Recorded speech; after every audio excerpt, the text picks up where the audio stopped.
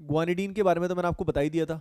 अगर हम बात करते हैं इन दोनों में, ऑक्सीजन नाइट्रोजन, यहाँ पे अगर मैं तुम्हें बताऊं तो देखो फर्क है एल्का, इन दोनों में सोचना है, बहुत आसान है। हे एवरीवन, हेलो गाइस, कैसे हो आप सब? बढ़िया, बिंदास। ओके, सो डियर स्टूडेंट्स, आज इस सेशन में हम लोग बेसिक स्ट्रेंथ वाले कंसेप्ट को आगे बढ़ाते हैं और उसको खत्म करते हैं, ठीक है। तो ऑब्वियसली इसमें क्वेश्चंस होंगे तरह तरह के, और भी नए क्वेश्चंस होंगे और बहुत ही मज़ा आने वाला है। तो चलिए स्टार्ट करते हैं, है ना। स्टार्ट करो, कॉपी पेन उठाओ एंड शुरू करते हैं आज की कहानी, मेरी जुबानी। ओके, तो let us start with the first question. पहले क्वेश्चन से स्टार्ट करते हैं।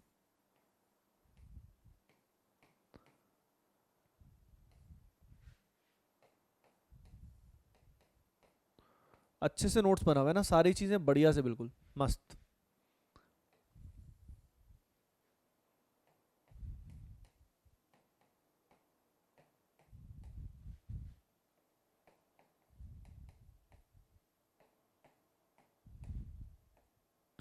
ग्वानिडीन के बारे में तो मैंने आपको बता ही दिया था क्या क्या स्पेशल होता है ना। Why guanidine is one of the strongest base, इतना स्ट्रॉन्ग बेस क्यों है उसके बारे में भी इंफॉर्मेशन दे दिया था।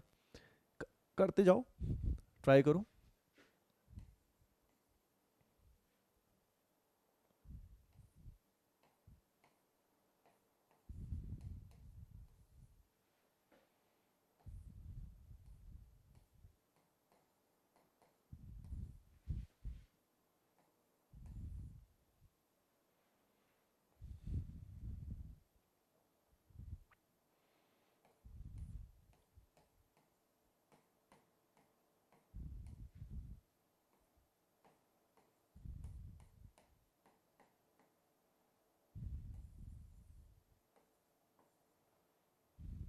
देखो एवरीवन, अगर हम बात करते हैं इन दोनों में, oxygen nitrogen, if you can clearly see कि इसमें इलेक्ट्रॉन सप्लाई कौन कर सकता है बेटर तरीके से, क्लियरली एन। मैंने बताया था पहले क्या चेक करना होता है, इलेक्ट्रॉन नेगेटिविटी। अगर वो सेम हो तब हम इलेक्ट्रॉन डेंसिटी पे जाएंगे, है ना। अगर वो सेम हो तभी, तो यहाँ पे यू कैन क्लियरली सी कि this is better, an electron आसानी से देगा। इसके बाद अगर हम देखें इन दोनों में, सोचो सोचो सोचो, थिंक अबाउट इट, फिर हम आगे चलते हैं, फिर हम सोचते हैं क्या फंडा है। देखो दोनों के अपने प्रोज एंड कॉन्स है, लेकिन यहाँ पे हाइब्रिडाइजेशन का ही फर्क आ गया यार। यहाँ पे इसका लोन पेयर जब रेजोनेंस करेगा इसके साथ, और जैसा कि मैं तुम्हें बता चुका हूं कि when the lone pair is involved in the resonance, इसको हम हाइब्रिडाइजेशन में काउंट करते हैं या नहीं करते हैं, बताओ। नहीं करते हैं ना। sp2 hybridized, this will be sp2 hybridized, और ये sp3 है, तो क्लियरली कौन जीतने वाला है? sp3 वाला जीतने वाला है। माना ऑक्सीजन इलेक्ट्रॉन खींचेगा, लेकिन इलेक्ट्रॉन डेंसिटी देखने से पहले हमें क्या देखना होता है? हमें देखना होता है इलेक्ट्रॉन नेगेटिविटी, और इलेक्ट्रॉन नेगेटिविटी चेक करने के लिए हम हाइब्रिडाइजेशन को चेक कर रहे हैं। अंडरस्टूड? बात समझ में आई? ओके, करते जाओ नेक्स्ट क्वेश्चन। इसमें ए और बी इन दोनों में कंपैरिजन करना है, तो थिंक अबाउट इट। देखो एवरीवन, यहाँ पे अगर मैं तुम्हें बताऊं तो देखो फर्क है एल्काइन का। अब यहाँ पे ये जो एल्काइन है ये क्या कर रहा है, इसके साथ रेजोनेंस कर रहा है एन के लोन पेयर के साथ, तो यहाँ पे एन की hybridisation would be sp2 instead of sp3। तो भाई clearly this is better, this is better. इन दोनों में सोचना है, बहुत आसान है। ए और बी में ए इज बेटर। वाई? क्योंकि यहाँ पे एन का जो लोन पेयर है ये एरोमेटिक लूप का पार्ट है, ये रेजोनेंस में इन्वॉल्व है, लेकिन ये जो एन का लोन पेयर है ये रेजोनेंस में इन्वॉल्व नहीं है डियर स्टूडेंट्स, नहीं है भाई, वो नहीं है रेजोनेंस में इन्वॉल्व। बात समझ में आई? Is it clear to you? Done है? ओके, चलो भाई, चलो आगे चलते हैं जिंदगी में, लेट्स मूव ऑन। अब देखो, अब अपने को अगला समझना है, क्या समझना है? देखो यार, अब अपने को समझना है किस चीज के बारे में। यस, बहुत ही इंपॉर्टेंट एग्जाम्पल है, ध्यान रखना, ठीक है ना। वेरी वेरी इंपॉर्टेंट, मतलब बेसिक स्ट्रेंथ में अगर कुछ सबसे इंपॉर्टेंट है तो एक तो ग्वानिडीन वाला केस सबसे इंपॉर्टेंट है, ठीक है। ग्वानिडीन के अलावा जो क्वेश्चंस आते हैं वो अब जो बताने वाला हूँ उससे भी बहुत इंपॉर्टेंट है, वो आते हैं। और ये एनसीईआरटी में भी दिया हुआ है, एनसीईआरटी में, लेकिन ट्वेल्थ क्लास का जो चैप्टर होता है, ट्वेल्थ क्लास का कौन से वाला, अमाइंस वाला जो चैप्टर है, ठीक है, उसके अंदर ये दिया हुआ है ना। तो यहाँ पे हेडिंग लगा सकते हो एक छोटी सी, क्या लगाओगे? लगाओगे basic strength of aliphatic amines, basic strength of aliphatic amines, basic strength of aliphatic amines.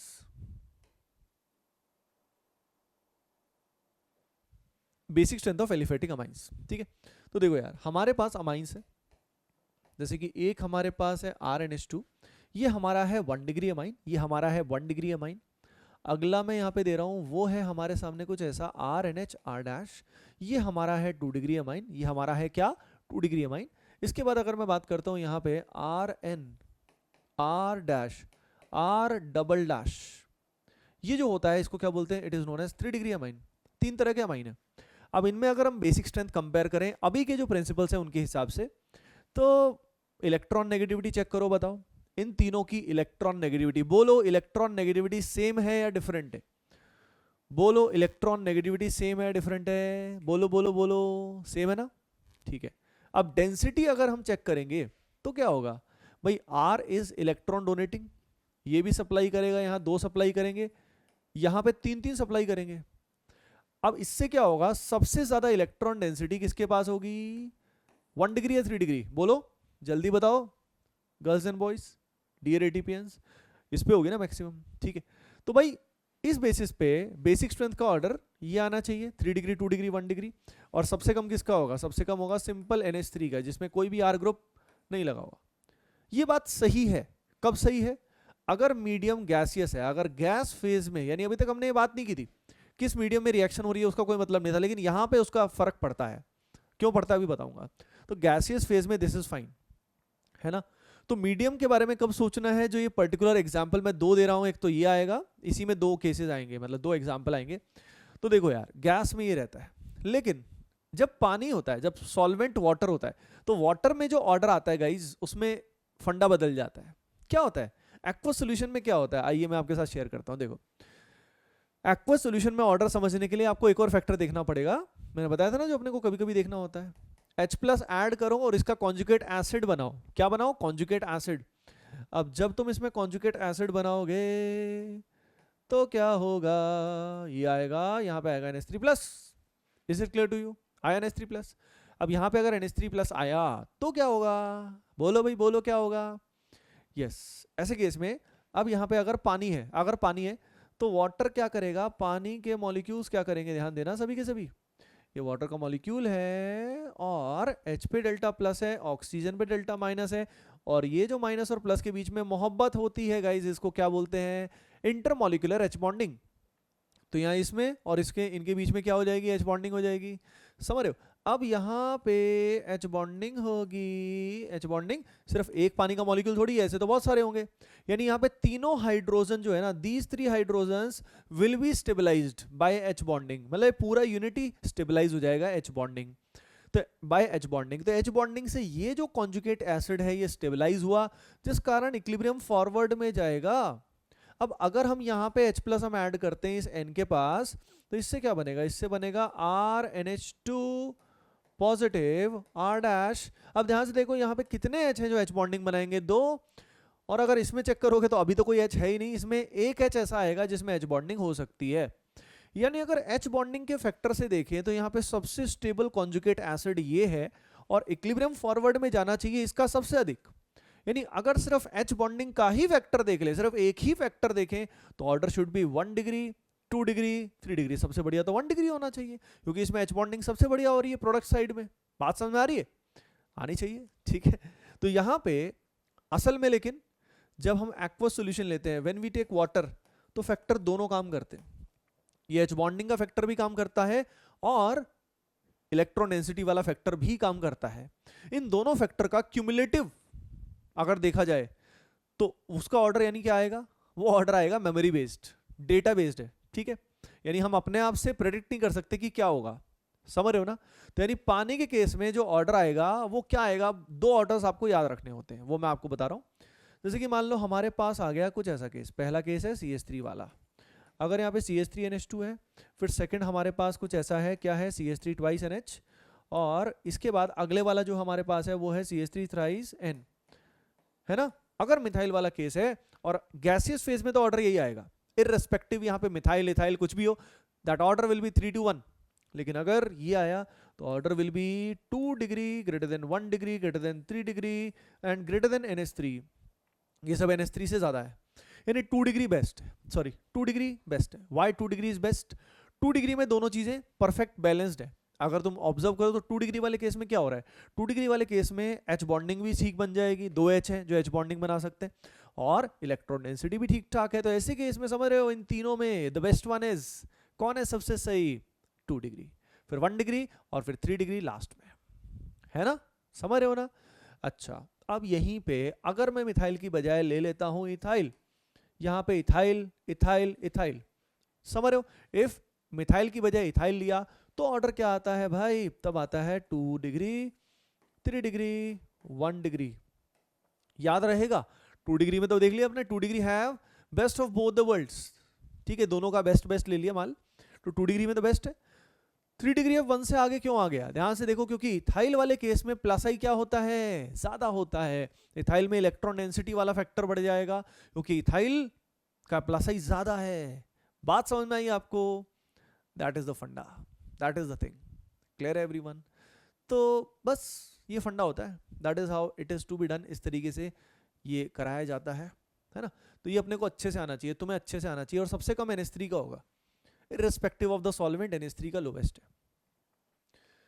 चलो चलते हैं आगे, नेक्स्ट क्वेश्चन तुम्हारे पास, जैसे यहाँ पे हमारे पास है कुछ ऐसा, एनिलीन है, और एनिलीन में हम यहाँ पे कुछ कुछ लगाते हैं, इस वाले कार्बन पे कुछ कुछ लगाते हैं, ठीक है। मान लो एक बार मैं लगाता हूँ, क्या लगाता हूँ, एक बार मैं लगाता हूँ CH3, एक बार लगाता हूँ OCH3, एक बार कुछ नहीं लगाता हूँ, सिंपल H जो होता है वही रहेगा, एक बार NO2 है, एक बार साइनाइड है। अब इसमें इलेक्ट्रॉन देने वाले खींचने वाले सब लगे हुए हैं, ठीक है, इसको मान लेते हैं A B C D E, समझ रहे हो। बेसिक स्ट्रेंथ कंपैरिजन करना है तो थोड़ा सा सोचिए इसके बारे में, थोड़ा सा सोचिए, फिर हम आगे चलेंगे, फिर मैं आपको बताता हूं कि क्या तरीका होगा। वीडियो को पॉज करके भी सोच सकते हो, you can think about it, क्योंकि खुद सोचना बहुत जरूरी है, पता है। देखो सिर्फ लेक्चर देखने से काम नहीं चलता, खुद सोचना इज वेरी वेरी इंपॉर्टेंट, बहुत इंपॉर्टेंट है।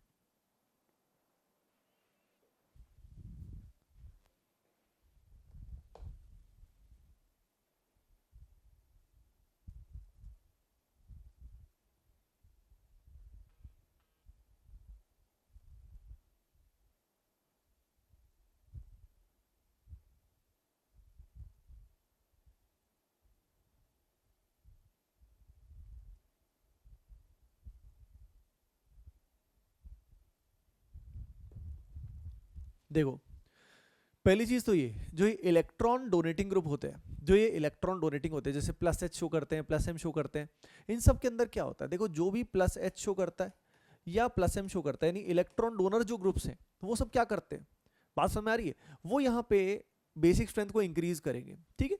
उसको समझने का तरीके दो हैं, एक तो तरीका ये है कि भाई नाइट्रोजन के ऊपर इलेक्ट्रॉन डेंसिटी वो इंक्रीज कर रहे हैं, है ना, एंड सेकेंड वे इज वही कॉन्जुगेट एसिड वाला कंसेप्ट भी यूज कर सकते हो। तो पहली चीज तो ये कि भाई इलेक्ट्रॉन डोनर फायदा करेंगे, यानी अगर ए और बी की बात करें तो ए और बी में फायदा होगा, सी तो कुछ भी नहीं होगा, मतलब एच है सिंपल, तो इसमें फायदा इनमें नुकसान, यानी ए और बी का जो बेसिक स्ट्रेंथ है it is more than D और ई, सी डी, ये बात पक्की है। अब ए और बी में ज्यादा अच्छा डोनर कौन है, OCH3, बात वहीं पे खत्म हो गई, बात वहीं पे खत्म हो गई, क्योंकि OCH3 का प्लस M है और CH3 का डोमिनेटिंग फैक्टर क्या है, प्लस H, यानी हाइपर कॉन्जुगेशन, तो B greater than A greater than C, ये तो क्लियर है। अब D और E दोनों खींचने वाले हैं, इलेक्ट्रॉन विड्रॉ करने वाले हैं, नाइट्रोजन को वो इलेक्ट्रॉन डेफिशिएंट बनाने वाले हैं। अब वो इलेक्ट्रॉन डेफिशिएंट बनाने वाले हैं डियर स्टूडेंट्स, तो क्या होगा भाई, तो बेसिक स्ट्रेंथ कम हो जाएगी, तो ज्यादा जो खींचेगा यानी E आएगा और D आएगा, D सबसे ज्यादा इलेक्ट्रॉन विड्रॉइंग है, सबसे अधिक इलेक्ट्रॉन विड्रॉइंग इसके अंदर कौन है, यस, बात समझ में आई, D है। तो बस ये हो गया, ओके चलें आगे। नेक्स्ट हमारे सामने आ रहा है कुछ ऐसा, we have something like this, ये है बेंजामाइड, और उससे अगला आपके पास है कुछ ऐसा, ठीक है, ये है थैलीमाइड, इसको बोलते हैं phthalimide, benzamide phthalimide, benzamide phthalimide, सोचिए इसके बारे में, दोनों के बारे में सोचिए, थिंक अबाउट इट कि किसका बेसिक स्ट्रेंथ क्या होने वाला है।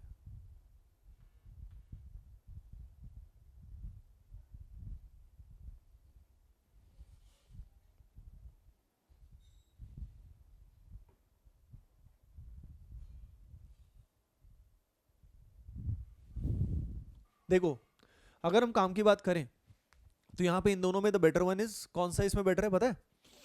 Yes, the better one is, बोलो कौन है? Obviously this.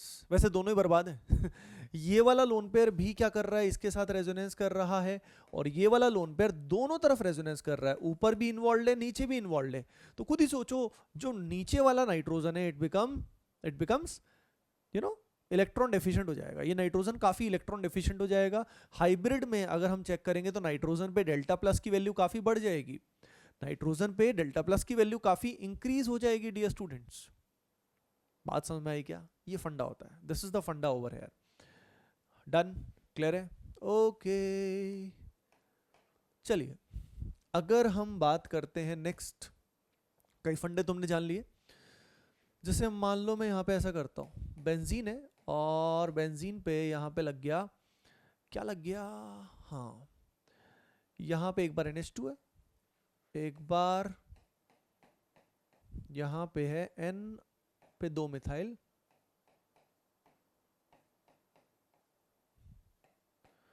और एक हमारे पास है कुछ ऐसा, कैसा, कुछ ऐसा।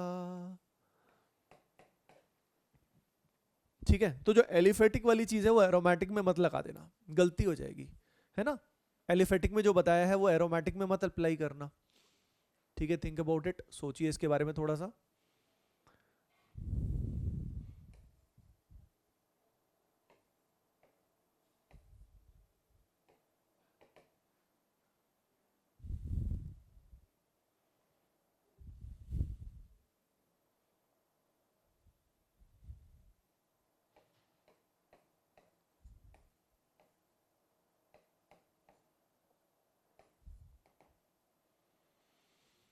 देखो इसमें डायरेक्ट करना, इसमें अपने को एच बॉन्डिंग का एक्सटेंट और वो सब देखने की आवश्यकता नहीं है। ठीक है, उसका रीजन भी है, पता है क्यों नहीं है? क्योंकि यहाँ पे जब बेंजीन डेरिवेटिव आ जाता है ना तो पानी में सोल्युबिलिटी कम हो जाती है। पानी में सोल्युबिलिटी क्या हो जाती है? कम हो जाती है। वाटर में सोल्युबिलिटी कम होने की वजह से एच बॉन्डिंग का फैक्टर वीक हो जाता है। एच बॉन्डिंग का फैक्टर क्या हो जाता है? वीक हो जाता है। इसलिए जो फैक्टर हमने वहां पे लगाए थे एलिफेटिक अमाइंस में, वो यहाँ पे हम अप्लाई नहीं कर सकते, है ना। तो यहाँ पे इन तीनों में अगर हम देखें तो यहाँ पे सिंपल ऑर्डर आएगा, एक्वस फेज, गैस फेज, कुछ भी हो, टेंशन नहीं लेने का, एंजॉय करने का। बी आएगा, फिर आएगा सी, फिर आएगा ये वही 3 degree 2 degree 1 degree, 3 degree 2 degree and 1 degree. Clear है एवरीवन? ठीक है, नेक्स्ट वाले केस में क्या फंडा है, देखो दोनों सिमिलर से हैं, बोथ आर सिमिलर, दोनों सिमिलर केस है। ठीक है, लेकिन यहां सिमिलर इन द सेंस बस ये रिंग है, ब्रिज हेड वाला नाइट्रोजन है ये। तो यहां पे एक कंसेप्ट आता है, वो कंसेप्ट मैं आपके साथ अब शेयर करने वाला हूं। उस कंसेप्ट का नाम होता है, उसको बोलते हैं फ्लिपिंग, टर्म होता है फ्लिपिंग, और एक और टर्म यहां पे यूज करते हैं that is known as amine inversion. ठीक है, सिंपल सी चीज है, बहुत आसान सी चीज है। जैसे नाइट्रोजन है, नाइट्रोजन पे मान लो जुड़ा हुआ है तीन ग्रुप जुड़े हैं, मान लो एक जुड़ा है ए, एक जुड़ा है बी, और एक जुड़ा है सी। ठीक है, सॉरी गलती से Cl बन गया। हाँ देखो ये जुड़ा हुआ है और यहाँ पे कुछ लोन पेयर है। ठीक है, आप ध्यान देना है फंडा क्या है, आइए समझते हैं। तो ये मान लो नाइट्रोजन है, ये नाइट्रोजन है, ठीक है, और ये जो 3 फिंगर्स तुम्हें दिखाई दे रहे हैं, ये ग्रुप मान लो एक ए है, एक बी है, या आगे की तरफ ना, और ये सी है, A B C, pyramidal type से है ना, पिरामिडल टाइप से।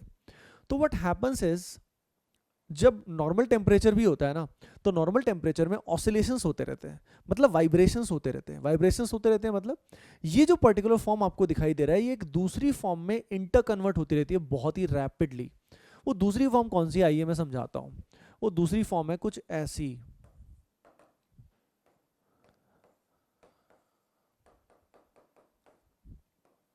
ठीक है। अब एक बात बता रहा हूं, ये जो दोनों फॉर्म है ना, ये आपस में रैपिडली इंटर कन्वर्ट होती रहती है। एक तो ये वाली फॉर्म है, ये कुछ इस तरह की है, और एक ये वाली फॉर्म है जो कुछ इस तरह की है, ऊपर की तरफ तीनों फिंगर्स है ना, ये नीचे की तरफ, ये ऊपर की तरफ, है ना। अब लगता तो ऐसा है देख के कि यार ये ऐसे जा रहा है और ये घूम के ऐसे हो गया, ऐसे हो गया, ऐसे हो गया, नहीं ऐसे नहीं हो रहा, ऐसे नहीं घूम रहा ये। असल में क्या हो रहा है समझना, ऑब्जर्व करना। ये ए है, ये ए है इधर वाला है ना, ये ए, ठीक है, ये बी है और ये सी है। ये कुछ ऐसा हो रहा है, वाइब्रेट हुआ, वाइब्रेट होके पहले ये जो तीनों ग्रुप हैं ए बी और सी, है ना, ए बी और सी, ये वाइब्रेट होके ऐसे सेम प्लेन में आएंगे, पहले सेम प्लेन में, है ना, they will come in the same plane, इस तरीके से सेम प्लेन में आ जाएंगे। कौन से प्लेन में? ये जो प्लेन है इसमें आ जाएंगे, और फिर ये तीनों ऊपर की तरफ हो जाएंगे, ऊपर ऊपर, है ना। मैं दिखा नहीं सकता, इतनी फौलादी फ्लेक्सिबल उंगलियां मेरी है नहीं, तो ये ऐसे ऐसे वो वाइब्रेशन हुआ, ऐसे गए, फिर ऊपर की तरफ हो गया। जब ये ऊपर की तरफ हो गया तो लोन पेयर नीचे। इस तरीके से इसमें एक फंडा होता है इलेक्ट्रॉन टनलिंग जिससे हम बोलते हैं कि भाई लोन पेयर यहाँ पे आ गया, है ना। बट द पॉइंट इज उतनी गहराई में ना जाके, तो यानी it's not a simple rotation, it's not rotation, it's flipping. इस फ्लिपिंग में क्या हो रहा है, ध्यान से अगर तुम ऑब्जर्व करो तो ये और ये ना एक दूसरे के मिरर इमेज है। मिरर इमेज मतलब अगर मैं इसको पकड़ के यहाँ पे रखूँ, इसको पकड़ के यहाँ रखूँ, और यहाँ पे मैं क्या कर बना दूँ, एक मिरर प्लेन बना दूँ, मिरर प्लेन बना दूँ, तो ये दोनों एक दूसरे के क्या आएंगे, मिरर इमेज आएंगे। ये दोनों एक दूसरे के क्या आएंगे, मिरर इमेज आएंगे, ठीक है। तो पॉइंट इज दैट फ्लिपिंग का मतलब क्या है, फ्लिपिंग का मतलब है रैपिड ऑसिलेशन। सिर्फ नाइट्रोजन में नहीं, और भी जगह हो सकता है, नाइट्रोजन के अलावा भी हो सकता है। हम पर्टिकुलरली अमाइंस के बारे में बात कर रहे हैं। इन्वर्ट हो गया, समझ रहे हो। इसको फील लेना तो कैसे हो सकता है, जैसे मान लो हमने एक अम्ब्रेला रखा हुआ है, हमारे पास मान लो एक अम्ब्रेला है, ठीक है, और उस अम्ब्रेला को मैंने ऐसे पकड़ा हुआ है, इमेजिन कर लो, ठीक है। बाकी समझ रहे हो ना, अगर एनिमेशन वगैरह होती तो और मजा आता, लेकिन हमारे पास अम्ब्रेला ऐसे है, ठीक है, और मान लो नीचे से हवा ऐसे चल रही है, हवा चल रही है पूरी बढ़िया, ठीक है। अब हवा चल रही है तो हवा चलने से कई बार क्या हो जाता है, मतलब वैसे बहुत अजीब सी बात है कि यहाँ से हवा क्यों चल रही है, पर बॉलीवुड है, कुछ भी हो सकता है ना, कहीं से भी हवा चल सकती है। तो ऐसे केस में समझ रहे हो क्या हो रहा है, हाँ ऐसे केस में वो जो ऐसे था ये, ठीक है, अम्ब्रेला इस डायरेक्शन में था, अब वो ऐसे हो जाएगा पहले धीरे धीरे, और फिर ऊपर की तरफ हो जाएगा, समझ रहे हो ना, पहले ऐसे फिर ऐसे हुआ और फिर ऊपर की तरफ, इस तरह का इफेक्ट है। तो इसीलिए इसको अम्ब्रेला इफेक्ट भी बोला जाता है, it is also known as umbrella effect, ठीक है। तो फ्लिपिंग का मतलब समझ में आया, लिख लो थोड़ा सा इसको, लिखो, it is rapid oscillation, it is rapid oscillation of lone pair above and below the plane. It is rapid oscillation of the lone pair above and below the plane. इसको बना लेना, ड्रॉ कर लेना अच्छे से। It is rapid oscillation of the lone pair above and below the plane.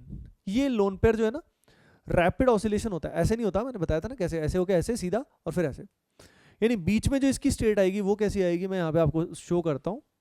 बीच में जो इसकी स्टेट आएगी डियर स्टूडेंट्स, वो कुछ अलग तरह की आएगी, एन ए, ये भी ऊपर की तरफ उठ जाएगा थोड़ा, ऐसा हो जाएगा। ये इसकी बीच की स्टेट है, जिसको हम एक टर्म देते हैं ट्रांजिशन स्टेट, समझ रहे हो। मतलब ये लोन पेयर पार्शियली दिखा रखा कि इट कैन बी ऊपर, ये ऊपर भी हो सकता है, नीचे भी हो सकता है। और यहाँ पे ये जो तुम्हें ए बी और सी दिखाई दे रखा है, ये है इसका मतलब, ए बी और सी दिखा रखा है, ये पहले ऐसे थे, ऐसे हो गए, ऐसे हो गए, ऐसे थे, ऐसे हो गए, ठीक है। तो ये है इसका ट्रांजिशन स्टेट, लिख लेना टीएस, ट्रांजिशन स्टेट, यानी इस दौर से ये गुजरा है। तो इसके बीच में बना लेना, मेरे पास तो जगह नहीं थी, तुम इसके यहाँ पे बना लेना इसको, यहाँ से बीच में पहले क्या बनेगा, ट्रांजिशन स्टेट, और फिर ये प्रोसेस है ना। इससे फील आ जाती है कि पहले क्या था, फिर क्या हुआ, फिर क्या हुआ। तो मैंने क्या बोला, it is rapid oscillation of lone pair above and below the plane, clear है। अब ये बताओ, ये रैपिड ऑसिलेशन होने से, ये अमाइन इन्वर्जन होने से हुआ क्या। तो यार देखो, इसकी वजह से थोड़ा ना ओपन चेन में हो सकता है ये, है ना, क्लोज्ड होगा, रिंग वगैरह होगी। जैसे मान लो ये ब्रेड स्टूल है, मतलब सॉरी ब्रेड स्टूल बोल रहा हूँ, देखते ही ब्रेड स्टूल दिमाग में आता है। ये जो है ना, इसमें समझ रहे हो ना, नाइट्रोजन से नीचे भी रिंग ऐसे जुड़ी हुई है, ये ब्रिज मान लो, ब्रिज वाला नाइट्रोजन है ऐसे मान लो, और ये ऊपर भी ऐसे जुड़ा हुआ है। तो ये बताओ, यहाँ फ्लिपिंग हो नहीं सकती, क्यों नहीं हो सकती, क्योंकि इसकी जो ट्रांजिशन स्टेट है ना, इसमें नाइट्रोजन sp2 हाइब्रिडाइज्ड है।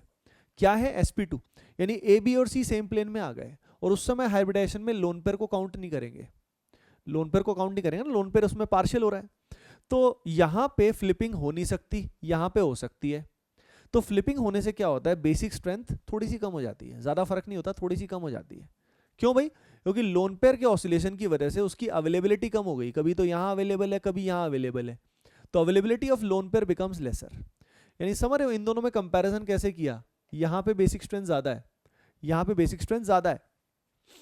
क्यों ज़्यादा है, बिकॉज ये फ्लिपिंग नहीं कर सकता, फ्लिपिंग क्यों नहीं कर सकता ये? क्योंकि जब ये फ्लिपिंग करने की कोशिश करेगा तो भाई उसके लिए इसको प्लेनर होना पड़ेगा, बीच में प्लेनर होना पड़ेगा, पर ये प्लेनर हो ही नहीं सकता, ब्रेडस्टूल वॉलेट हो जाएगा, नाइट्रोजन sp2 हो ही नहीं सकता, है ना। तो flipping is not possible in such type of bridged bicyclo compound. ठीक है, तो लिख लेना, क्या लिखोगे? Flipping decreases the basic strength slightly, flipping decreases the basic strength slightly, ठीक है, decreases the basic strength slightly, है ना, because of lesser availability of the lone pair, because of lesser availability of the lone pair, lone pair की कम availability की वजह से ऐसा होता है। बात समझ में आई? ठीक है, अच्छा अब एक बात तुम्हें बताता हूं, इंटरेस्टिंग बात। अगर यहाँ पे नाइट्रोजन पे जैसे ग्रुप लगे हुए, हमारे दिमाग में अगर मान लो जैसे ये ग्रुप, अच्छा ये भी लिख दो, अगली बात ये लिख लो, फ्लिपिंग इसमें लिख लो, flipping is not possible in bridged head, in such type of bridge head compound, लिख लो, flipping is not possible in compound containing bridge head nitrogen, flipping is not possible in compound containing bridge head nitrogen, bridge head nitrogen में possible नहीं है। अब कईयों के दिमाग में आता है सर नाइट्रोजन ही क्यों? क्योंकि भाई नाइट्रोजन की प्रॉपर्टी ही हम स्टडी कर रहे हैं बेसिक स्ट्रेंथ में, तो उसी के बारे में बात हो रही है। बाकी वैसे तो ये ऑक्सीजन भी फ्लिप कर सकता है, लेकिन एक बात बताता हूँ, डाउन द ग्रुप जाएंगे, जैसे मान लो ऑक्सीजन की बजाय सल्फर या नाइट्रोजन से फॉस्फोरस, तो वहां पे थर्ड पीरियड एलिमेंट्स में फ्लिपिंग नहीं होता है। थर्ड पीरियड में फ्लिपिंग क्यों नहीं होता है? क्योंकि उसके लिए एनर्जी की रिक्वायरमेंट हाई होती है, एनर्जी की रिक्वायरमेंट हाई होती है, तो रूम टेम्परेचर पे फ्लिपिंग पॉसिबल नहीं होता है, लिख लेना। In third period elements flipping is not possible, in third period elements flipping is not possible at room temperature, flipping is not possible at room temperature, ठीक है, flipping is not possible at room temperature because क्या, energy required is high, because energy required is high, जितनी available होती है उससे energy required ज्यादा होती है, because energy required is high. बात समझ में आई आपको? अब अगली इंटरेस्टिंग बात कि भाई ये जो फंडा है ना, ये इतना इंपॉर्टेंट नहीं है, इंटरेस्टिंग है लेकिन इंपॉर्टेंट नहीं है। जो मैं कहूँ ना कि इंपॉर्टेंट नहीं है, ये मान लो एग्जाम में आने के चांस नेग्लिजिबल है, ये चांस एग्जाम में आने के नेग्लिजिबल है। ये क्या होता है, इन सबसे क्वेश्चन बुक्स वगैरह में होते हैं, तो अब क्या करें, भटकती आत्माओं को शांत करने के लिए सब बताना होता है। बात समझ में आई सभी को? Got it, understood? ये फंडा होता है, ठीक है। और इन दोनों में ये बेसिक ज्यादा क्यों है? क्योंकि ये फ्लिप नहीं किया तो इसका लोन पेयर पूरा अवेलेबल है। अच्छा, कुछ को ये डाउट आ सकता है, अभी नहीं तो बाद में, कि सर इसका कॉन्जुगेट एसिड अगर हम बनाते हैं, मान लो इसको H+ देते हैं, तो ब्रेडस्टूल वॉयलेट नहीं हो जाएगा? सोच के देखो, क्या ब्रेडस्टूल वॉयलेट हो जाएगा? अगर ये अपना इलेक्ट्रॉन पेयर H+ को देता है तो क्या ब्रेडस्टूल वॉयलेट हो जाएगा? सोच के देखो, दिमाग लगाओ, होगा या नहीं होगा? बोलो बोलो बोलो, होगा? नहीं होगा। हाइब्रिडाइजेशन sp3 रहेगी, n पे प्लस आ जाएगा, लेकिन hybridization will remain that only. बात समझ में? क्लियर है एवरीवन? ओके, चलो नेक्स्ट कंसेप्ट की बात करते हैं। तो हमने काफ़ी चीज़ें, काफ़ी फंडे समझे आज। नेक्स्ट बात करते हैं, ठीक है। नेक्स्ट आप हेडिंग लगाओ जल्दी से, ऑर्थो इफेक्ट इन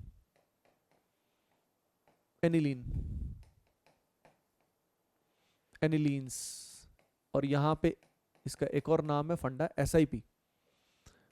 सभी हेडिंग लगाओ जल्दी जल्दी जल्दी, है ना। Ortho effect in anilines, SIP full form है स्टेरिक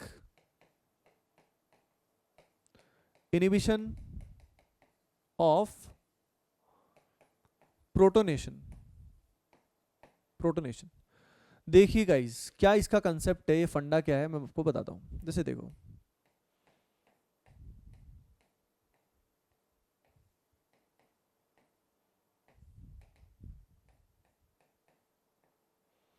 ये जो पर्टिकुलर कंपाउंड आपके सामने है, NH2 के बगल में CH3 लगा हुआ है ऑर्थो पोजीशन पे, इस कंपाउंड का नाम होता है ऑर्थोटोलुडीन। ये नाम इंपॉर्टेंट है, टोलुडीन, समझ रहे हो ना। यहाँ पे एनिलीन और टोलुइन का एक कॉम्बिनेशन है, एनिलीन एंड टोलुइन का कॉम्बिनेशन, जिसको बोला जाता है टोलुडीन। और यहाँ पे हमारे सामने आ रहा है एनिलीन। कौन आ रहा है? एनिलीन आ रहा है, समझ रहे हो। अब अगर बात करते हैं इन दोनों में से, तो इन दोनों में ज्यादा बेसिक कौन होना चाहिए? Which should be more basic among these two? Can you think about it? क्या तुम इसके बारे में सोच सकते हो कि इन दोनों में ज्यादा बेसिक कौन होना चाहिए? ये होना चाहिए, क्योंकि भाई यहाँ पे इलेक्ट्रॉन डोनेटिंग ग्रुप है, होना चाहिए ना, है ना। होनी तो बहुत चीजें चाहिए होती है, लेकिन होती है क्या? हमेशा नहीं होती ना। जिंदगी में कुछ ना कुछ अनएक्सपेक्टेड होता ही चाहिए, होता भी है, वही मजा है, ठीक है ना। वही मजा आपको बाद में समझ में आएगा। अगर सब कुछ एक्सपेक्टेड होता रहे तो जीने का मजा खत्म हो जाता है। तो यहाँ पे अगर इन दोनों में बात करें तो this is actually more basic, and it is shocking कि ऐसा कैसे हो गया, ऐसा कैसे हो गया। पहली चीज तो ये हम बात करेंगे, इसकी स्टेटमेंट लिखेंगे। स्टेटमेंट लिख लो। स्टेटमेंट क्या लिखोगे? लिखो ऑर्थो सब्स्टिट्यूटेड, लिखो ortho substituted anilines, ortho substituted anilines are less basic, are less basic than aniline. Ortho substituted aniline are less basic than aniline. समझ रहे हो ना। यानी बिल्कुल जैसे बेंजोइक एसिड में ऑर्थो पे हुआ था ना, वही एनिलीन में होता है। यानी ये ऑर्थो इफेक्ट कहां पे अप्लाई होता है? एक तो बेंजोइक एसिड में अप्लाई था, और एक वही सेम फंडा एनिलीन पे भी अप्लाई होता है। Now the point is, reason क्या है? वहां रीजन कुछ और था। वहां रीजन क्या था? वो ऐसे घूम गया था, घूमने की वजह से रेजोनेंस नहीं हुआ था। ध्यान दो, अगर यहां पे इसका रोटेशन हो जाता, अगर यहां पे इसका मिथाइल की रिपल्शन की वजह से रोटेशन हो जाता, तो बेसिक स्ट्रेंथ कम होने की बजाय इसकी बेसिक स्ट्रेंथ बढ़ जाती, कम होने की बजाय बढ़ जाती। क्यों? क्योंकि अब एनकालोन पे रेजोनेंस नहीं करता। यानी इसका मतलब यहां पे SIR ऑपरेट नहीं हो रहा है। पहली चीज तुम्हें क्लियर होनी चाहिए कि SIR यहां नहीं हुआ, ये रोटेट नहीं हुआ। रीजन क्या है क्यों SIR नहीं लगा? क्योंकि नाइट्रोजन पे 2 हाइड्रोजन है। इट्स लाइक दैट कि ये हाइड्रोजन, ये 2 कान है, समझ रहे हो। तो यानी रिपल्शन फील ही नहीं हो रहा। मैं क्यों रोटेट होऊंगा भाई जबरदस्ती? मान लो मैं NH2, ये N है, नाइट्रोजन और ये 2H, ठीक है। तो मुझे भाई रिपल्शन ही नहीं हो रहा मिथाइल से, तो मैं घूमूंगा क्यों?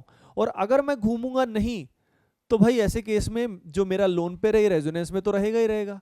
तो SIR यहां क्यों एप्लीकेबल नहीं है? बात समझ में आई आपको? Because of these 2 hydrogen. अगर यही 2 हाइड्रोजन की बजाय इमेजिन करो सींग लगे हुए, बड़े बड़े मिथाइल लगे हुए, तो भाई फिर तो घूमना ही पड़ेगा मुझे रिपल्शन को मिनिमाइज करने के लिए, ठीक है ना। क्या क्या इमेजिन कर लिया तुमने, कोई बात नहीं, ठीक है, चलता है, हंस लो तुम, है ना। तो यहां पे समझ गए, तो SIR is not applicable here, rotation नहीं करने वाला। तो कॉमन डाउट तो स्टूडेंट्स को यही आता है कि सर SIR और SIP में क्या फर्क है।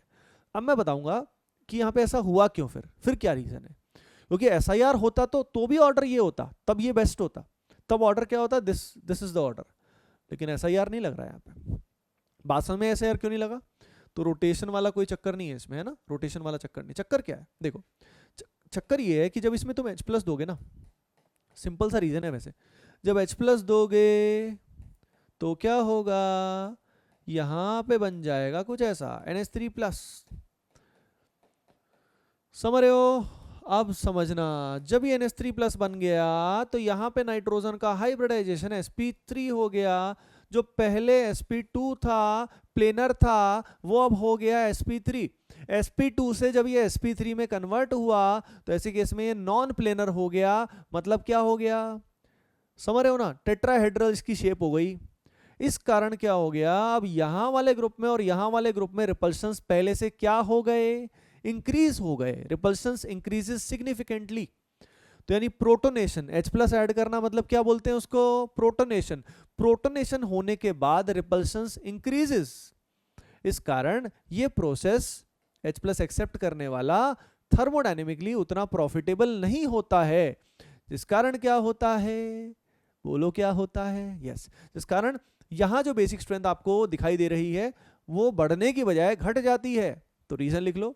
इसी को बोला जाता है स्टेरिक इनहिबिशन ऑफ प्रोटोनेशन, यानी स्टेरिक मतलब रिपल्शंस की वजह से प्रोटोनेशन में रुकावट, रिपल्शंस की वजह से, रिपल्शंस की वजह से प्रोटोनेशन में रुकावट, इनहिबिशन का मतलब वही होता है, that is known as SIP। तो इसमें लिख लो, क्या लिख लोगे, आफ्टर प्रोटोनेशन, आफ्टर प्रोटोनेशन, जरूरी नहीं मिथाइल हो, कोई और ग्रुप भी हो सकता है यहाँ पे, इथाइल आइसोप्रोपाइल कुछ भी हो सकता है, लिखो आफ्टर प्रोटोनेशन, ये सारा बना लेना, after protonation steric repulsions increases significantly. After protonation, steric repulsions increases significantly. Steric repulsions significantly बढ़ जाता है, steric repulsions significantly increases। ठीक है, अगला पॉइंट लिखो, which makes it unfavorable, which makes it less favorable, ये लिख लो। unfavorable कहना तो ये हो गया कि होगा ही नहीं, ऐसा नहीं कि होता तो है, which लिख लो, which makes it less favorable, कम फेवरेबल हो जाता है इसके comparatively, which makes it less favorable। Reason समझ रहे हो, sp2 से sp3 हो गया, लिख लो, it occurs due to change in hybridization of nitrogen, it occurs due to change in hybridization of nitrogen, ये होता है नाइट्रोजन की हाइब्रिडाइजेशन में बदलाव की वजह से। बात समझ में आई, यानी किसी भी एटीपीएन को शंका नहीं रहनी चाहिए कि सर ये SIP क्या था और SIR में क्या था। SIR अभी मैं एक एप्लीकेशन बताऊंगा, आपको समझ में आ जाएगा, अगले क्वेश्चन में you will have utmost clarity कि SIR और SIP में क्या फर्क है। समझ रहे हो ना, H+ आने के बाद नुकसान हो रहा है, फायदा नहीं हो रहा। नेक्स्ट अगर मैं तुम्हें बताता हूं अगला फंडा, देखो उससे तुम्हें क्लैरिटी आ जाएगी SIR SIP। जैसे मान लो यहाँ कुछ ऐसा है और यहाँ कुछ ऐसा है, और यहाँ पे Me, यहाँ पे Me, यहाँ पे ऑर्थो पोजीशन पे मिथाइल मिथाइल, ठीक है, और इन दोनों में बेसिक स्ट्रेंथ कंपेयर करना है तुम्हें, इन दोनों में बेसिक स्ट्रेंथ कंपेयर करना है, इन दोनों में, सोच के देखो, थिंक अबाउट इट। अब देखो नाइट्रोजन पे सींग लगे हुए हैं, बड़े बड़े ग्रुप लगे हुए हैं, तो बोलो ये रोटेट करेगा कि नहीं करेगा, बोलो करेगा ना। अगर ये रोटेट करेगा तो इस कारण अब n का लोन पेयर जो है इसकी प्लेनैरिटी इसके पाई ऑर्बिटल्स के साथ नहीं बैठेगी, यानी अब इसका लोन पेयर बेंजीन के साथ रेजोनेंस नहीं करेगा। अगर ये लोन पेयर बेंजीन के साथ रेजोनेंस नहीं करेगा तो क्या होगा, बोलो बोलो, यस, उस कारण इसकी बेसिक स्ट्रेंथ ज्यादा होगी, बिकॉज इसका लोन पेयर ज्यादा अवेलेबल है, इसकी हाइब्रिडाइजेशन sp3 रहेगी, और ये लोन पेयर तो मजे से रेजोनेंस करेगा, बढ़िया रेजोनेंस करेगा। ये बात है, गॉट इट, अंडरस्टूड है, ठीक है। अच्छा एक चीज मैं तुमसे शेयर करता हूं, यहाँ पे ये जो SIP है इसका एक एक्सेप्शन है, बस नॉलेज के लिए बता रहा हूं, ये वाला, अगर यहाँ OH लगा ना ऑर्थो पोजीशन पे OH, तब ये इफेक्ट SIP फेल हो जाता है। रीजन क्या है, जब यहाँ ये H+ एक्सेप्ट करेगा, जब ये H+ को एक्सेप्ट करेगा ना NH2, तो समझ रहे हो ना, रिपल्शन होगा ही नहीं, प्यार होगा भाई, H बॉन्डिंग होगी। किसमें H बॉन्डिंग होगी, यस, यहाँ के जो N का H है और ये ऑक्सीजन है, इनके बीच में H बॉन्डिंग होगी, तो फायदा हो रहा है, नुकसान कहाँ होगा। तो अगर यहाँ पे OH है तो OH वाले केस में यहाँ पे ये जो फैक्टर हमने सोचा था कि भाई इसका जो बेसिक स्ट्रेंथ है वो कम होना चाहिए एनिलीन से, पर नहीं, कम नहीं होगा, इसका ज्यादा ही होगा, समझ रहे हो ना। तो it fails in the case of OH के केस में ये फेल हो जाएगा। बात क्लियर है, सभी को क्लियर है ना। OH में फेल होता है, लेकिन एक और चीज आपको बताता हूं, उसमें फेल नहीं होता, इसमें फेल हो जाएगा, it fails in this but not in the case of OMe। OR में फेल नहीं होगा, H बॉन्डिंग उसमें भी हो रही है लेकिन उसमें फेल नहीं होता। Hello everyone, hello dear students, welcome to ATP star learning platform. Guys कैसे हो आप सब, होपिंग दैट आप सब बहुत बहुत अच्छे होंगे। सो गाइस आज हम क्या करने वाले हैं, आज हम एडवांस से रिलेटेड IUPAC एंड GOC के कुछ क्वेश्चंस और उसके अलावा उसका एनालिसिस भी करने वाले हैं, थोड़ा सा डीपली घुसने वाले हैं, गोते लगाने वाले हैं कि भाई असल में वो पूछते किस तरीके से हैं और आपका अप्रोच क्या होना चाहिए पढ़ाई के लिए, क्वेश्चंस करने के लिए, और कैसे कैसे आते हैं वो सारे क्वेश्चंस हम मिक्स्ड देखने वाले हैं। तो गाइस बहुत मज़ा आने वाला है, तो चलिए स्टार्ट करते हैं विद द क्वेश्चन नंबर 1, ठीक है। देखिए गाइस, सबसे पहला क्वेश्चन जो आपके सामने एक इस तरह का जेईई एडवांस में आ चुका है, वो आया था कुछ इस तरीके से। इसमें पूछा गया था कि how many hyperconjugative structures या how many contributing structures are there in this particular species. एक तो ये पूछा हुआ था, हाइपर कॉन्जुगेशन स्ट्रक्चर्स के बारे में बोला गया था, और सबसे खास बात इसके अंदर क्या लिखा हुआ था, इसमें लिखा हुआ था इन्वॉल्विंग CH बॉन्ड्स ओनली। क्या लिखा हुआ है? Involving CH bonds only. इसका आंसर क्या था? क्या किसी को याद है? इसका आंसर आता है 3 + 2 + 1, जितने भी अल्फा एच हैं वो उसके इक्वल इसमें आता है। इसका करेक्ट आंसर आता है 6। नाउ द पॉइंट इज, याद रखिए जेईई एडवांस में जब क्वेश्चंस आते हैं तो उन क्वेश्चंस में लैंग्वेज को ठीक से सही समझना एग्जामिनर के पर्सपेक्टिव से बहुत बहुत ज़रूरी होता है। समझ रहे हो क्या? क्योंकि देखो, जब हाइपर कॉन्जुगेशन करते हैं तो ये जो गिवन स्ट्रक्चर है ये भी एक तरह से रियल स्ट्रक्चर नहीं है। रियल स्ट्रक्चर तो हाइब्रिड होता है, जैसे रेजोनेंस में हाइब्रिड, हाइपर कॉन्जुगेशन में भी क्या हो सकता है? हाइब्रिड हो सकता है। तो अगर हम बात करें यहाँ पे, तो यहाँ पे जैसे कि हमारे पास जब जेईई एडवांस में क्वेश्चन आया तो CH, तो इन्वॉल्विंग CH बॉन्ड्स का मतलब क्या है? ये वो स्ट्रक्चर्स की बात कर रहे हैं जिनमें CH बॉन्ड इन्वॉल्व हो रहा है। अब CH बॉन्ड इन्वॉल्व जब होगा है तो कैसे हाइपर कॉन्जुगेशन करते हैं? हम H को रिमूव करते हैं और वो H अपना इलेक्ट्रॉन पेयर यहाँ देता है, एक एक करके H को निकालते जाते हैं और नए नए हाइपर कॉन्जुगेशन वाले स्ट्रक्चर्स बनते हैं। Got it everyone? यानी जो गिवन स्ट्रक्चर दिया था उसको हमने क्यों इंक्लूड नहीं किया, उसकी क्लैरिटी हमें होनी चाहिए थी। इसीलिए बहुत स्टूडेंट्स ने इस क्वेश्चन में 6 की बजाय 7 भी आंसर दे दिया था, 6 की बजाय 7 भी दे दिया था, क्योंकि जो गिवन स्ट्रक्चर है वो भी तो एक हाइपर कॉन्जुगेटिव स्ट्रक्चर हुआ ना। लेकिन कंट्रीब्यूशन अगर हम बात करें, क्लियरली मेंशन था इन्वॉल्विंग CH बॉन्ड्स ओनली, तो CH बॉन्ड्स इन्वॉल्व करने के बाद जो बन रहे थे वो कितने आ रहे थे? 6 आ रहे थे। सो होपिंग दैट आपको समझ में आया होगा कि एडवांस में हमें क्लैरिटी होनी चाहिए, वो भी एग्जामिनेशन पर्सपेक्टिव से, क्योंकि वहाँ क्वेश्चन में इसी तरह के डाउट आते हैं। क्वेश्चन डिफिकल्ट नहीं होता, उसके मतलब क्वेश्चन भी होते हैं डिफिकल्ट, ऐसा नहीं है, लेकिन क्वेश्चन जो होते हैं खासकर वो कई बार कंफ्यूजिंग होते हैं, ट्रिकी होते हैं, और एक्सेप्शनल चीज़ें नहीं आती। समझ रहे हो ना? डेप्थ जानना चाहते हैं कि आपको भाई बेसिक कंसेप्ट अच्छे से पता भी है कि नहीं पता है। जैसे कि अगला क्वेश्चन आपके सामने पेश करते हैं अभी। Next question is related to this IPSC। IPSC से पहली चीज, क्वेश्चन आते हैं तो बहुत भारी क्वेश्चन नहीं आते, समझ रहे हो ना? क्लियरली मेंशन्ड है सिलेबस के अंदर, सिलेबस को चाहे देख लेना।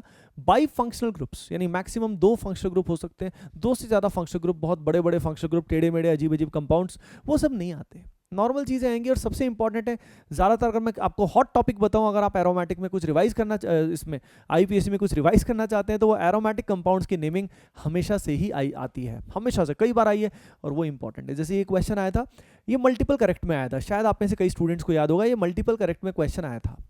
अब ये क्वेश्चन करने के लिए ऑप्शंस ऐसे दिए जाएंगे, याद रखिए कभी भी एडवांस में तो ऐसी गलती भूल के भी मत करना कि पहले ऑप्शन पे जंप कर दिए। अगर तुम ऑप्शन पे जंप कर दिए ना, ऑप्शन तुम्हें गिरा देगा भयंकर तरीके से, क्योंकि ऑप्शन बनाए ही ऐसे जाते हैं आपको फंसाने के लिए। हर ऑप्शन आपको लगेगा अरे हाँ यही तो है, यही तो है, लेकिन बहुत बार वो नहीं है वो आपको सिर्फ देख के हंस रहा, आजा बेटा आजा आजा आजा, मैं ही हूँ, आजा आजा तो इसलिए बी केयरफुल। यहाँ पे जैसे एक क्वेश्चन है, सिंपल सा क्वेश्चन, कहीं सोचेंगे यार ये जेईई एडवांस का है क्या? भाई ज़्यादातर लोगों ने गलती करी इसमें। अगर हम इसमें बात करें, इस क्वेश्चन के अंदर अगर हम बात करें, तो यहाँ पे इस क्वेश्चन को जैसे कि करने के कई तरीके हैं। जैसे ये हमारा एक फंडामेंटल कंपाउंड होता है, कौन सा फंडामेंटल कंपाउंड होता है? टॉल्यूइन। और टॉल्यूइन एक IPSC नेम है, ये बहुत स्टूडेंट्स को ज़्यादातर को पता नहीं होता है कि IPSC ने उसको एक्सेप्ट किया हुआ है, यानी फंडामेंटल कंपाउंड पता होना चाहिए कौन सा ले सकते हैं। तो इसमें टॉल्यूइन को ले सकते हैं, नाइट्रोबेंजीन को नहीं ले सकते, टॉल्यूइन को ले सकते हैं, नाइट्रोबेंजीन को नहीं ले सकते। तो यहाँ पे नंबरिंग इसका मतलब यहाँ से शुरू होगा, तो एक तो इसका पॉसिबिलिटी आ जाएगा 4 नाइट्रोटॉल्यूइन, एक तो इसका पॉसिबिलिटी क्या आ जाएगा 4 नाइट्रोटॉल्यूइन, समझ रहे हो क्या? 4 नाइट्रोटॉल्यूइन। तो यार बात ऐसी एक पॉसिबिलिटी हो जाएगी। दूसरी, अगर हम इसको फंडामेंटल कंपाउंड नहीं लेते तो ये हमारा मिथाइल है, ये हमारा नाइट्रो है, दोनों ही लोकेंट है, मिथाइल भी नाइट्रो भी, दोनों कोई भी फंक्शनल ग्रुप की तरह ट्रीट नहीं किया जाता, तो नंबरिंग भी सेम आ रही है, 1-4 आ रही है। तो हम नंबरिंग किस तरीके से करेंगे? Numbering locant, lowest locant rule के हिसाब से। तो तब इसका नाम क्या आ जाएगा? ये मिथाइल, ये नाइट्रो, तो ये आ जाएगा 1 मिथाइल 4 नाइट्रोबेंजीन, 1 मिथाइल 4 नाइट्रोबेंजीन। ये दोनों ही परफेक्टली सही नाम है। यानी आप समझ रहे हो क्या? स्टूडेंट्स को इस बात की अटमोस्ट क्लैरिटी होनी चाहिए कि भाई आईयूपीएसी नेमिंग में क्या कॉमन नेम है, यानी समझ रहे हो क्या उन्होंने चीज पकड़ी, उन्होंने चीज पकड़ी कि भाई स्टूडेंट को ठीक से नॉलेज है कि नहीं कि आईयूपीएसी क्या होता है या कॉमन नेम क्या होता है, या एक ही नाम को लिखने के मल्टीपल तरीके हैं या नहीं है। गॉट इट एवरीवन, यानी वो सिंपल सिंपल क्वेश्चंस को भी बहुत अच्छा बना देते हैं। तो इस समय तैयारी करते हुए जिन जिन कंसेप्ट्स में आप मतलब जो सिलेबस में चीज़ें हैं उनमें अगर आप कहीं फंसते हो अटकते हो तो ध्यान रखना उन चीज़ों को एक बार समझ लो, अच्छे से समझ लो, ठीक है। Got it everyone. अगली चीज है ना, तभी हमारी एडवांस लेवल की तैयारी अच्छी होती है। ओके, इसके बाद जैसे ये पर्टिकुलर क्वेश्चन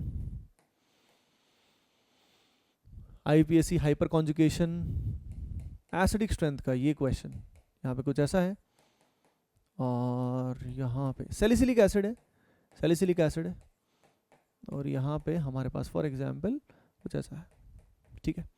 अब अगर हम इसमें कंपैरिजन करें,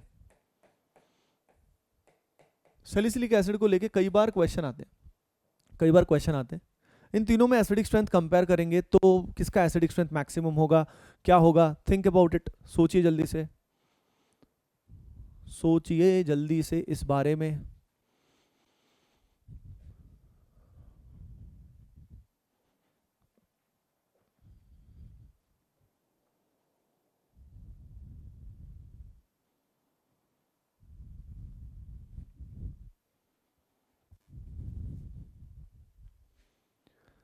देखिए एवरीवन, काम की बात करते हैं सीधा। यहाँ पे अगर हम बात करते हैं इस वाले पर्टिकुलर केस में, तो यहाँ पे जो ये हमारा ए है इसका एसिडिक स्ट्रेंथ मैक्सिमम है, फिर सी है और फिर बी है। देखो यहाँ पे जब ये पैरा पोजीशन पे होगा, जब ये पैरा पोजीशन पे होगा तो ये आप समझ रहे हो कि यहाँ पे H प्लस निकाल के कॉन्जुगेट बेस बनाएंगे और OH प्लस M शो करेगा। अगर ये इलेक्ट्रॉन डोनेटिंग है तो एसिडिक स्ट्रेंथ को डिक्रीज करेगा ही करेगा, लॉजिकल सी बात है, डिक्रीज करेगा ही करेगा। तो ये तो लास्ट में आएगा ही आएगा, ठीक है, ये बी तो लास्ट में है। ये कैसे आगे आ गया, तो इसका बहुत सारे स्टूडेंट रीजन समझते हैं SIR इफेक्ट या इसको ऑर्थो इफेक्ट समझ लेते हैं, पर इसका रीजन वो नहीं है डियर स्टूडेंट्स। इसका रीजन क्या है, इसका रीजन ये है कि जब यहां से तुम H प्लस निकालोगे, O पे जब माइनस आएगा तो उस माइनस और इस H के बीच में जो H बॉन्डिंग होगी वो बहुत ही पावरफुल है, क्योंकि ये आयन है और यहाँ डाइपोल है, और आयन डाइपोल के बीच में इंटरेक्शन बहुत ही पावरफुल होता है डियर स्टूडेंट्स। बात समझ में आई? ये रीजन होता है कि यहाँ पे समझ रहे हो, after removal of H plus ये बहुत फेवरेबल होगा, ठीक है। तो H बॉन्डिंग अगर शुरू में हो भी, जैसे शुरू में H बॉन्डिंग थी, लेकिन H निकलने के बाद H बॉन्डिंग जो हुई वो पहले से ना जाने कितने ज्यादा पावरफुल होगी, जिस कारण थर्मोडायनेमिकली ये चीज क्या होगी, प्रॉफिटेबल होगी, फायदे का सौदा होगा। तो इसका रीजन अलग होता है, मतलब ये रीजन होता है, ठीक है। और अगर मैं इसमें यहां भी OH लगा दूं ना तो एसिडिक स्ट्रेंथ और बढ़ जाएगी, और बढ़ जाएगी, क्योंकि H बॉन्डिंग यहां से भी होगी। तो अगर हमने एक और OH ऑर्थो पोजीशन पे लगाया तो और फायदा हो जाएगा। Got it everyone. अगली चीज जो मैं आपके साथ, लगभग मैं उसी तरह के क्वेश्चंस ही ले रहा हूं जो अपने एडवांस में आ रखे हैं, ठीक है, उससे ही हमारे दिमाग में क्लैरिटी आती है ना। जैसे कि एक क्वेश्चन इस तरह का आता है, जैसे यहाँ पे हमारे पास COH है और यहाँ पे हमारे पास CH3 है, ठीक है।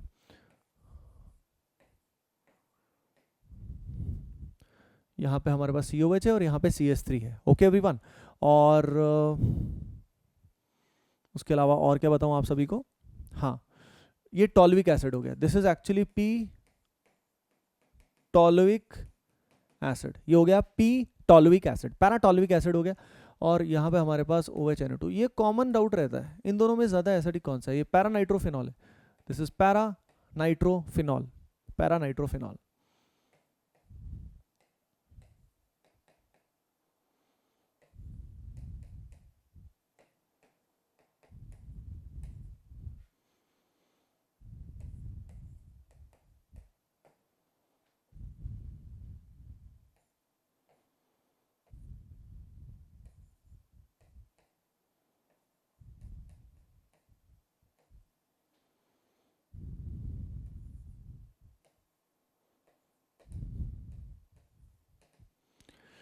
देखो इन दोनों में ज़्यादा एसिडिक यही होता है। देखो क्या होता है, इस मिथाइल का तो कोई खास फर्क पड़ेगा नहीं, क्योंकि मिथाइल क्या ही कितना ही पावरफुल होता है, कोई ज़्यादा इलेक्ट्रॉन रिलीजिंग या कुछ ऐसा होता ही नहीं है, तो ये तो कोई मतलब नहीं है पहले वाले की बात अगर हम करें तो, ठीक है, मतलब इसके मिथाइल से कोई फर्क नहीं पड़ेगा। नाइट्रो से स्टूडेंट सोचते हैं सर इलेक्ट्रॉन विड्रॉइंग ग्रुप, मजे आ गए जिंदगी में। अरे भाई फिनॉल की एसिडिक स्ट्रेंथ बढ़ा रहा है वो, समझ रहे हो ना। यहाँ पे भी अगर फिनॉल होता तो ये जीत जाता, ये फिनॉल नहीं है, ये बेंजोइक एसिड है। इसका पीके वैल्यू अराउंड 4.2 के आसपास रहता है और इसका पीके वैल्यू नाइट्रो लगने के बाद 7.1 आता है, ठीक है। तो फिनॉल का कितना होता है, 10 के आसपास होता है। तो नाइट्रो से एसिडिक स्ट्रेंथ बढ़ी पर फिनॉल की एसिडिक स्ट्रेंथ बढ़ी है, और यहाँ इस मिथाइल का उतना असर ही नहीं पड़ा। यानी जो एसिड है, याद रखिए, जो एसिड है उसके कंपैरेबल एसिडिक स्ट्रेंथ तभी आएगी जब यहाँ पे NO2 ग्रुप 2 या 2 से ज्यादा हो जाएंगे। 2 या 2 से ज्यादा होते ही एसिडिक स्ट्रेंथ बेंजोइक एसिड के कंपैरेटिवली है। एक नाइट्रो से ऐसा नहीं होगा। क्लियर एवरीवन, अंडरस्टूड है। तो एसिडिक स्ट्रेंथ के फंडे, मतलब एसिडिक स्ट्रेंथ से क्वेश्चन आते हैं और अपने को अच्छे से पता होना चाहिए बेसिक कंसेप्ट्स कि किससे क्या क्या इम्पैक्ट पड़ता है, एसिडिक स्ट्रेंथ से, बेसिक स्ट्रेंथ से, हाइपर कॉन्जुगेशन से, एरोमेटिसिटी से। क्लियर है। अब जैसे ये दोनों हैं, अगर हम इन दोनों की बात करें, जैसे यहाँ पे अगर हम बात करें, पहले इन दोनों की बात करते हैं, तो आप सभी को याद होगा कि भाई ये जो गुआनिडीन है, ये गुआनिडीन है, और इसका जो बेसिक स्ट्रेंथ होता है इस पर्टिकुलर नाइट्रोजन का, इट इज मोर, इवन जो ये sp3 हाइब्रिडाइज्ड नाइट्रोजन है उससे भी ज्यादा ये बेसिक होता है। मल्टीपल रीजन है इस बात के। एक रीजन तो ये होता है कि भाई यहाँ पे NH2 जो है ये दोनों के दोनों प्लस m शो करते हैं। दोनों NH2 का जो प्लस m है, जो इलेक्ट्रॉन डोनेशन इफेक्ट है, वो इस n पे नेगेटिव चार्ज को क्या करता है डियर स्टूडेंट्स, इंक्रीज करता है। क्या करता है, इंक्रीज करता है। क्लियर है, ठीक है। तो उससे भी क्या होता है, उससे वहां पे नेगेटिव चार्ज क्या होता है, इंक्रीज हो जाता है। दूसरी चीज, H+ को एक्सेप्ट करने के बाद, जब इसमें H+ एक्सेप्ट कराओगे ना तुम लोग, तो उसके बाद जो कॉन्जुगेट एसिड बनता है ना, वो कॉन्जुगेट एसिड का क्या फंडा होता है, हाँ वो चेक कर लो। इसमें इसके 3 इक्विवेलेंट RS आएंगे। कितने इक्विवेलेंट RS, 3। यानी इसका कॉन्जुगेट एसिड भी स्टेबलाइज हो रहा है, जिसमें चार्ज पूरे में बढ़िया से रिडिस्ट्रीब्यूट हो रहा है डियर स्टूडेंट्स। क्लियर एवरीवन, ठीक है ना। और मैं क्या बताऊं आपको, अब ये जैसे अपने को दिखाई दे रहा है, इस तरह के केस में स्टूडेंट घबरा जाते हैं। ये भी गुआनिडीन जैसे लगते हैं, पर बात ये कि उतने भी ज्यादा बेसिक नहीं होते। ध्यान से देखना, यहाँ पे ये N का जो लोन पेयर है, ये इलेक्ट्रॉन पेयर देगा, इससे N पे नेगेटिव आएगा, तो स्टूडेंट इसको गुआनिडीन के लेवल का बेसिक समझ लेते हैं। लेकिन ध्यान दीजिए, यहाँ पे जब नेगेटिव आएगा आगे भी रेजोनेंस हो सकता है। पहली चीज तो ये, इस पाई बॉन्ड के साथ भी रेजोनेंस हो सकता है ना। दूसरी चीज ये जो N का लोन पेयर जो यहाँ प्लस M शो कर रहा है, ये इसका प्लस M भी उतना स्ट्रॉन्ग नहीं है। क्यों स्ट्रॉन्ग नहीं है भाई उतना, क्योंकि यहाँ पे ये इधर लेफ्ट साइड में भी रेजोनेंस कर रहा है C डबल बॉन्ड C के साथ। तो समझ गए, यानी यहाँ पे अगर हम बात करें A और B में, तो B और A में B ज्यादा बेसिक हो गया, लेकिन अब ये एलिफेटिक से ज्यादा हो जाएगा ऐसा नहीं है। समझ गए क्या। तो ये कॉमन इस तरह के क्वेश्चंस में जब रिंग के अंदर नाइट्रोजन आता है ना, तो स्टूडेंट्स को ऑफन ये डाउट आता है कि सर यहाँ पे तो हो गया था वो बेसिक और यहाँ पे ऐसा नहीं हुआ। बात समझ में आई क्या, ठीक है, ओके।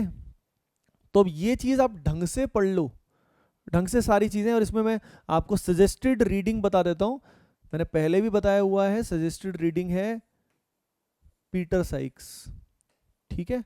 और पहले ही बता देता हूं, SIR से SIP से क्वेश्चन नहीं आता है, ठीक है। JEE एडवांस में वेरीफाई कर ही सकते हो, आपके पास सारे प्रीवियस ईयर क्वेश्चन है।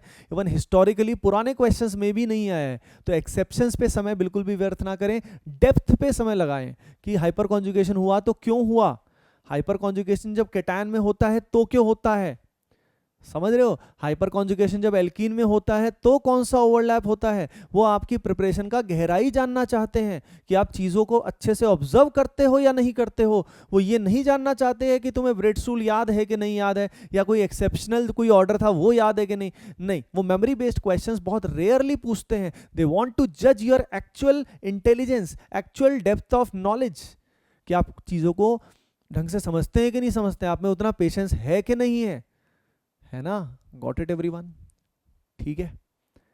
तो भाई इसके ऊपर अपन एक सेशन और लेंगे, है ना। आप बस जो मैंने आपको बताया था कि वो चीज़ आप ज़रूर पढ़िए, ठीक है। पीटर साइक्स से पढ़िए, है ना।